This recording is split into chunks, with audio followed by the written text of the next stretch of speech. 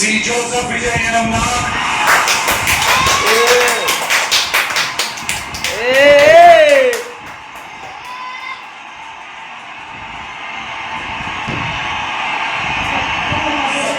அமைக்கப்பட்ட இந்திய அரசியல் அமைப்பின்பால் உண்மையான நம்பிக்கையும் மாறா பற்றும் கொண்டிருப்பேன் என்றும் இந்திய நாட்டின் ஒப்பில்லாத முழு முதல் ஆட்சியையும் ஒருமையையும் நிலைநிறுத்துவேன் என்றும்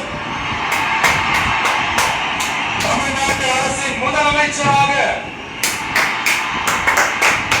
உண்மையாகவும் உடற்சான்றின் படியும் என் கடமைகளை நிறைவேற்றுவேன் என்றும் அரசியல் அமைப்பிற்கும் சட்டத்திற்கும் இணங்க அச்சமும் ஒருதலை சார்பும் இன்றி